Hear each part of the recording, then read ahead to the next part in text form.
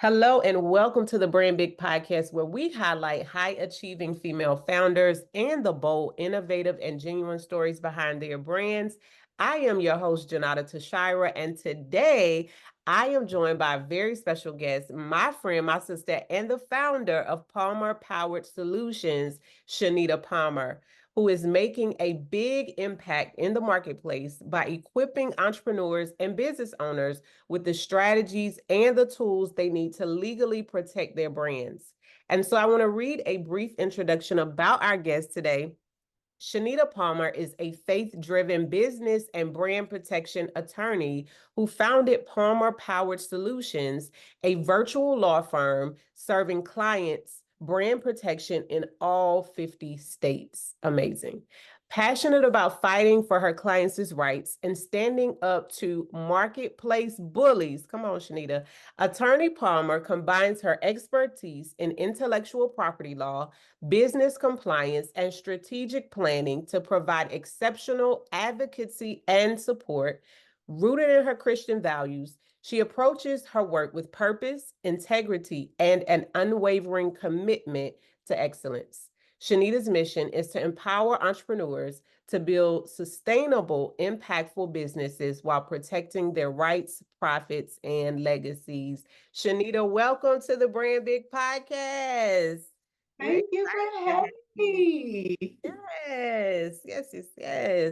My girl. And so, Shanita, I've given the audience the more formal introduction of who you are and what you do, as well as who you serve. But will you tell us a bit about yourself in your own words? Okay, that was an intro. It's funny listening to people read about you, say something about you. You're like, oh, wait a minute. Oh, okay, that sounds good. But yes, so I am a small town girl from North Carolina. I would say I grew up in a single parent home, family divorced pretty early, got into financial education really early, and just knew I always had a passion for business, just did not know what I was going to do and where I was going to go. And then my footsteps somehow, it was a whole lot of twists and turns, but somehow led to law. And once I realized the advocacy and the strategy part of tying that in with the financial education, I'm like, wait a minute, we can do something here. Mm-hmm. That's so good. So good. So I'm ready to get into this conversation because, first of all, I just love you. You're one of my favorites. And secondly, because I believe that your brand story is going to help so many female founders and just so many women and listeners in general who are looking to protect their brands and go beyond just protecting their brands, but build a legacy. And so, Shanita, will you tell us about, you gave us a snippet of it in your intro, but will you just tell us about your background and how you became the successful female founder that you are today? So I think it kind of goes back to when I was a child and just realizing. So my parents got divorced. My mom became a single parent. So that led to a little financial difficulties in our household. But I was like, wait a minute, my aunts and them, they got some money. So that led me into like reading my first financial education book at Ooh. about 13, 11. And I'm like, now I want to teach everybody about it, right? But and I think also kind of seeing my mom in that role, it pushed me into a survival mentality, which I didn't understand. And it wasn't until later when I graduated law school and I was like, oh, I don't even think I want to practice law. When I tell y'all how I came around, it's a whole different story. So I'm like, I'm just going to go into commercial real estate. And when I got fired from that job, I was like, wait a minute, all this saving and everything I learned about money, it wasn't enough. You cannot outsave tax and inflation. I was like, wait, I need an income producing asset. But also, if I get this asset, how is it going to be protected? How do I ensure that I can keep it? Because as I started to like explore some of my family history, it was like my grandfather lost so much land. He lost so much because he didn't have the business acumen to do business. And so people took what was rightfully his. Mm. And I was like, hold on, wait a minute. So that's kind of what kind of pivoted me into like the legal industry. But when I got more so, like I said, I didn't know if I wanted to go to law school. I mean, I didn't know if I wanted to practice law. But after kind of getting out and seeing that, no, that not only just happened to me, but that's happening to a lot of other people. And if we don't have the education and the things necessary to make sure that our things are protected, people are going to take what's rightfully ours. And how can you think about even building generational wealth when what you have can easily be taken away from you? Ooh, that's so good. I want to dive deeper into that, Shanita, because it's a lot of us Black and brown females, right? In the online space, in the marketplace. Some have brick and mortar spaces as well. And I mean, it is a challenge breaking into any industry when you're going into business for yourself. But from your standpoint, what did that look like when you finally decided, okay, I'm going to go into the legal industry and I'm going to use all these skills and all these, tools and all your IP, right, that you accumulated over the years and put it together and build a successful law firm.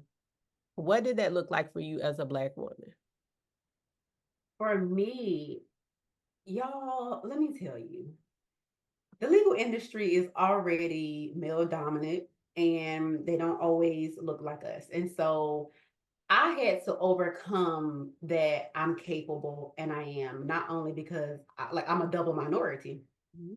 So I think the first thing that kind of happened to me one day, I was dating a guy, he was an attorney, and we were just going out. We're both casually dressed, and our Uber comes to pick us up, and he's like, the Uber driver's like, "Oh, what do you guys do?" And he's just like, "Oh, we're attorneys." I'm like, minding my business, and he was like, "Well, what does she do?" And he's like, "We're attorneys." And he was like, "No, I believe you're one, but I don't believe she's one." Wow. We were both casually dressed, like, and in my mind, I couldn't wrap myself around it. And so that was like the first little jab to be like, can I do this? And then I meet a client for the first time because a lot of my business is virtual, so I don't always have to see clients. But I meet a client for the first time, and she's like, "Oh my gosh, I just thought you would have been older. I just expected someone different." But when I say I did an amazing job, she still refer clients to me today. It was Wow. just that. So for me, it was a lot of overcoming the doubt, other people's projection, what they thought I should be, what they think I should look like, what they think I should sound like, what they think I should say, and realize that God knew who He was when He created me and He called me into this industry. And so I Yeah. have something to give and offer just the way that I am. And it took me, and I kid you, it took me a while to get to that, to realize God didn't make a mistake creating me the way He did. He didn't make a mistake calling me into the industry that He called me in. And so if He called me the way that I am, I have something to offer, and I'm not going to change it. Ooh, So yeah. that's so good. And that's empowering so many people. That's empowering to me because, again, no matter what industry we go into, we already have, there's a double standard, right? The male domination, which is across multiple industries. Unless it's a bona fide or qualified, occupation where women are the sole um proteges and the sole brand personalities, you most oftentimes are going to see the males. You're going to see them portrayed. You're going to see them as the poster children, right? And we walk into it. So we're women. We have that, that the enemy wants to use against us. Then if we're Black or brown, we have that against us. So the world says, right? But we know, as you just said, our identity is in Christ and Christ alone has given us the strategies, the tools. He's equipped us with everything we need. We have on the full armor of God. Listen, put that thing on daily and Come daily. on. We have that. And so there's so many things in our toolkit that we don't even have to succumb. It's easy to, right? I hear people saying the imposter syndrome and all that all the time, which I do not subscribe to because we don't have to choose to go along with what society says, with what the marketplace is saying. We don't have to agree with what the economy is saying because God never created us to be like the world. He said, be in it, but not of it. Come And on. so I don't want my brand to look like nobody else's. I don't want my voice to sound like nobody else's. But we go Come through those on. times and those seasons where we assimilate and then we have to retract. And God is like, okay, come on back. Because I didn't call you to go out there and try and be like them. So I absolutely love how you went through, like you said, those jabs hit you in that taxi cab. I can see your face now when the taxi cab said That what this man you don't said. even know me. I'm like, I ain't even said nothing. I'm just back on my phone. You know nothing about me. What will make you say she's not an attorney, but he what? Exactly. Exactly. And that so often happens where people they underestimate who God has created you to be. And not just you, but any of us that God has called into the marketplace. And so I see you, Shanita, as like a legal powerhouse, right? A legal superwoman, right? And so, what is the key to us staying in this AI immersed era that we're living in, right? Tech is everywhere, AI is everywhere. How do we keep our brands humanized? How do we make sure that with involving the legal protections, that we're still keeping that human aspect at the forefront? What are you doing your brand, and what is a strategy or a tool you would share with us? I think for me, it literally is picking up the phone and talking to people. Like, I'm such a people person anyway, but it's so easy when you get in business, you're dealing with multiple clients, and you're like, okay, I have these systems in place where I really don't have to talk to people. Right. And for a long time, I didn't realize like that's one of my greatest gifts that God has called me to.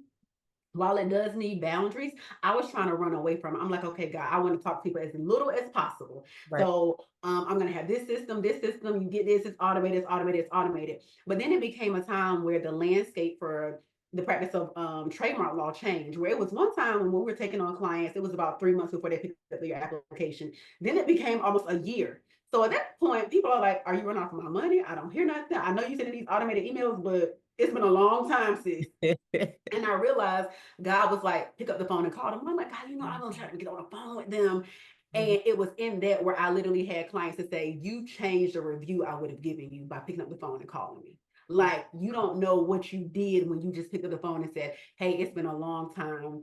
I ain't run off with your money. Like, this is just what's happening. And you heard my heart and you put yourself in my shoes to see how I felt and how I would feel as a client, and Wow. you called me. And like, it wasn't like, oh, you got to pay for this 10 minutes or anything. It was just like, hey, it's been a while. Let me check in. And so now I realize doing that on a more frequent basis, whether I send a personalized text to a person and say, okay, I know you filed an extension. What's going on with your brand? Is there anything I can do to help? And it was like, you don't know, you just put the fire up under me, or giving away like a simple strategy session. Be like, okay, it's been a while. Let's come together and let's talk about things. And they're just like, you don't know how much I needed this. And I'm like, that's something that AI cannot do. Come on. And I just think people, even like my apartment complex, they were like, oh, we're going all remote. And I was like, no, you're not. This is going to be one that's going to fight for that. And so they never took people out of the office, because I'm like, it's just certain things that a robot cannot do. Cannot do. Exactly. I love that. And I can attest because I've been an indirect client of yours, right? And being in your client experience and walking through the journey with you, I see the compassion and the care that you take, right? Mhm. You make sure that you come against the marketplace bullies when you are on the scenes, right, fighting the cases. But behind the scenes and in your client front facing and behind the scenes when your client experience, I just love how you are very detailed. You make sure Mm. that people can understand. You break the legal jargon and all the things, you throw that out the window. You use it because you know you got to, Right. but you break everything down to a place where any client can understand it, no matter if they're new to brand protection or they've been through it before with another attorney. Your process is so easy and so seamless. And this is a plug for someone to book a consultation with you. Period. And in addition to that, that's just a real-time review of what it looks like to not downplay AI that it shouldn't ever exist, because we're in that technological, age. It's advancing. It's not going anywhere until Yeshua Jesus comes back to get us, that are still here. But or until he says so. But at the same token, we have to make sure that's what FBTS is all about. We're all about humanizing brands. We have to make sure that people are still valued, that they're valued, that we as people, like you said, don't shy away from people because it's so easy to be in your home, in your business, in your space, focusing on what you want to focus on Mhm. and having only limited connections. And again, boundaries, like you said, that is key because we can overwhelm ourselves as well, overstimulate ourselves, right? But it's so powerful when we come together and we connect. Connectivity is, I think it's underrated in a lot of ways. I see brands like, and this is not a plug, no copyright infringement or anything to that nature, no connection to them. But I see US Cellular doing a great job with connectivity. They had Mm. brand campaigns. I remember one, I think it was last holiday season, they did one wherein it was all about putting the phones down. So it was Mm. about building that connection with their clients. Like, hey, yes, we are a phone company, but we encourage you to spend more time away from your phone and with your families. So that showed me if I were a US Cellular customer, which I am not, I would know that they not only care about my monthly payment, but they care about what I'm doing with my time. They care That's about so good. me being more connected with my family. So it sounds like somebody on the CEO or COO or communications team is showing that they value their customer base beyond what their customers can make for That's them. so, that's good. And so I absolutely love seeing brands who have hidden themselves or brand owners who have hidden themselves behind the scenes because I have been one. I've been guilty. Not of hiding. And that's what FBTS is all about, from behind the scenes, bringing people out to the forefront and bringing brands out to the forefront where people can connect and not just connect, but have genuine, authentic connections that actually show that you value them and that they should value what you offer because Right. it should be reciprocal. So I absolutely, I love that. I love that for you as well, Shanita. So I want to ask you now, what would you say before I ask you to give a word of encouragement to our audience? What would you say to the person that is just all over the place with their brand and they're like, I want to build a long lasting brand, I want to build generational wealth, but I can't afford it right now. What would you say to that person they're making money, but they just don't think it's is, pressing to protect their brands? This episode is sponsored by FBTS. Hey, female founders and YouTube friends. In addition to serving as the host of the Brand Big podcast, I am also the founder of FBTS, an innovative branding and design agency. And so, what we do is we humanize brands. And in humanizing brands, we empower female founders, startups, and corporations to authentically connect with their communities and increase their marketability. And so, as my free gift to you, I want to offer you a 15-minute brand consultation where you and my team can sit together and discuss how we can help you do that very same thing. View today's show notes to learn how you can sign up for your 15-minute complimentary brand consultation. And now, let's get back to today's episode. So what I would say is cleanup is costlier Mm, than it is going through it the first time around. mhm. Like, and that is just honest, Yeah. honest, honest, honest. And like, I'll give you a small example, even from like a trademark perspective, right? So you are like, hey, I have this name, I love it, it's amazing. And this is actually a very real case. It's not my case, but it's a case that I heard of. I'm in this other group with a bunch of attorneys and we discuss these things. Right. This client they had their first brand, nothing happened. They decided to rebrand, didn't do a single Google search, contact a trademark attorney or anything. 10 days before they launch, and they're doing an extravagant launch. Ooh. 10 days, they get a cease and desist letter, and the attorney think it's valid. Because hold on, let me tell you, not every cease and desist is valid. Some things are just a little scare tactic. But this time the attorney is like, no, this is a valid cease and desist. Mhm. And now you have all of this money that you have invested, not once, but twice, because you rebranded. And now someone is coming with probably very valid grounds to sue you. Wow. And that could have been avoided by having a search. And even if you've done a search, and if you're like, I really want to use this, even reaching out to them to consider, hey, could there be a coexisting agreement? Could we coexist in the marketplace? Is there something that we can do if I really want to do this? But you did nothing. So now there's even more money on the hook. Because now you not only do you have this, you got to defend, you got to pay for defense Wow. and kind of work through that. And in some cases, that cease and desist could say you need to cease business within 2 or 3 days, or Ooh, you got 30 days. And remember, cease and desist is a courtesy. It's not a requirement before someone sends file a lawsuit against you. So, and then imagine a default judgment or something happening to you where you can't afford to defend yourself, and then a judgment's entered, and then you got to pay that, or your wages are getting garnished, or whatever the case is. And so, when you got to think about it, doing it right the first time around actually saves you money in the long haul. And that's something that I think we can all say we've learned a lesson in some way, shape, or form by trying to skip a step. It may not have been business, but it could have been in anything where you like, I've tried to skip a step and you realize if I would have done it right the first time, I would have saved time, I would have saved money, I would have saved energy, I would have saved relationships, I would have saved whatever.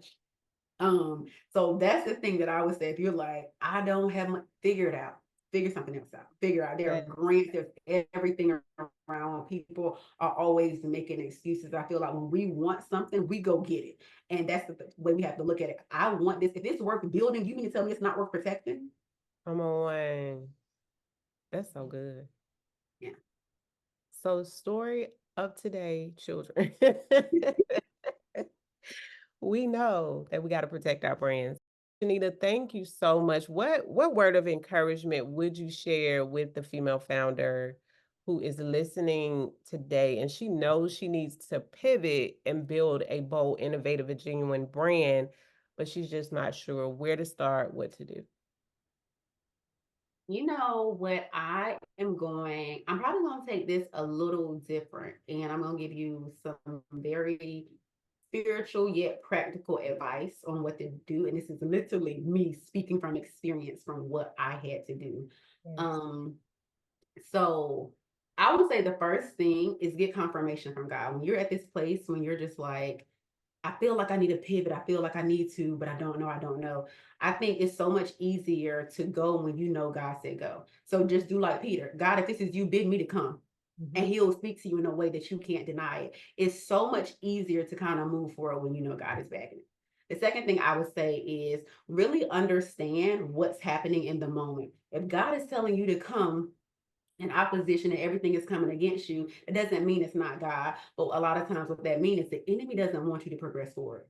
So you got to just understand what's happening so you don't get a little scared. Because when Peter got out the boat, God told him to come. He got out. He was like, wait a minute, the waves, the wind, and this and this and this. He got scared. And what did God do? With his right hand, I'll uphold you. I got you. I'm going to still come. And so we have to remember that even in that, when we're looking at everything that's around us, we got to just be like, God, open my eyes so that I can see. And you will always see that there is more with you than that's against you.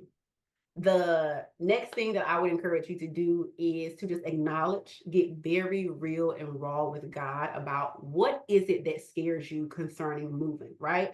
The Bible tells us to not be afraid, to not be anxious, to not do all these things. So that means we have an option to not do those things. We can literally not be afraid. We can literally not be anxious. But you got to make those requests known, like make that, get that directly to God. Like, what is it? Whether that's the fear of failure, whether you have to go to God and say that's the fear of success, whether you have to say, God, it's past disappointments. Okay, I tried this before, it didn't work. I'm a little nervous. Whether you have to say, God, I've seen you provide in this area, but I haven't seen you in this area. So I really don't trust you. Help my unbelief, like whatever that looks like. Be very real and raw and honest with God so he can deal with those things. Because there's a lot of things that we don't talk about growing up in our households that we don't talk about. That's killing us silently, and we don't even talk about it with our father, but we want him to fix it. And he's like, ask me for what you want, tell me what it is you need, although I know I'm waiting on you to give me that permission to come in and deal with you, right? So like give him that. And then according to Philippians 4:6, when you do that, like he will guard you with peace. Like he will guard your heart and mind with peace, because I am not the person who says do it afraid. I've done so much stuff afraid and it bites you in the tail. When the Lord said the spirit of fear is not of him, I don't believe in doing it afraid. I believe in casting that thing off and then doing it with a peace, the peace of Yes. God. Yes. So after you confirm that it's God, understand what's happening, ask God to open your eyes to see that there's more with you than that's against you, and you acknowledge what's really going on. You have to get to a place where you just release that thing to God. Like when, and sometimes I know that sounds like crazy, it sounds hard, but you have to, like, when you trust somebody, you're not following up, you're not checking. Like I had a client one time when she first became my client, she was following up like almost every week, and I'm like, I don't got nothing to tell you. I got nothing to tell you. Then after time of being with me, them follow-ups came less and less and less because she's like, oh, I trust that whatever I give to you, you're gonna handle it. And if there's something I need to know, you come to me, you make sure I know what I need to know, you give me enough notice. So it came less. So that's how it is. It's like give it to God, trust that He's gonna deal with it, and let that be that.